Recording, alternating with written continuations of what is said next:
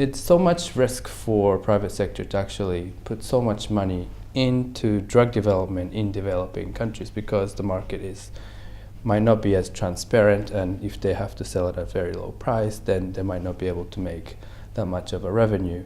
But if we can align their incentives by potentially flipping it around so that we can convince them to say, maybe there's a huge market there in the future. If we can, if GHIT can inject some funding into their R&D, maybe they will be able to churn out some products in the future. Right.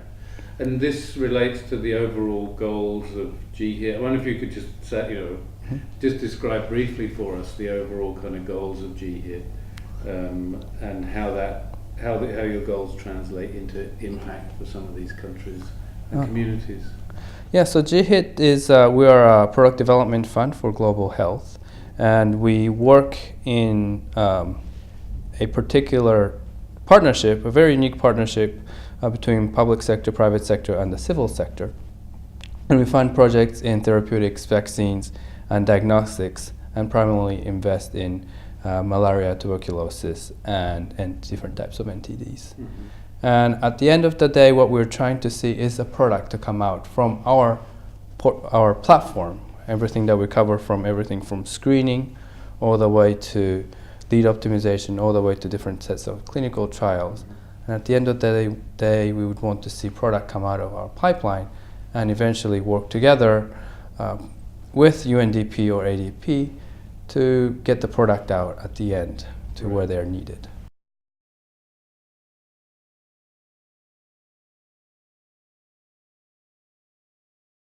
I hear that this is a very unusual, not investment, but kind of an innovative approach on the part of the Japanese government to kind of be investing in the R&D part, and already to be thinking about the access and delivery part.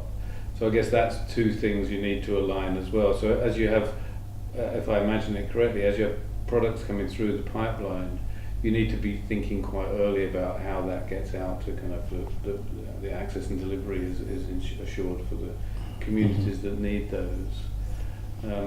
Could you say a bit more about that, about how the GHIT initiative and ADP maybe are aligned? Yes, I think your point's very well taken. I think if you're starting out research, just screening for different products around the world, for natural, maybe different natural products around the world, and then you find that particular product, it's very hard for you to actually start thinking about how much you're going to be selling it in Africa at that point, even if you're discovery.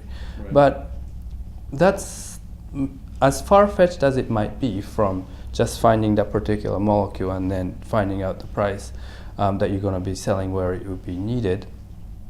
It's an important question to be asking, because at the end of the day, if you're trying to find a drug that's going to cure malaria or TB or NTD, price could take a huge impact. And it's not only the price, but delivery method, etc.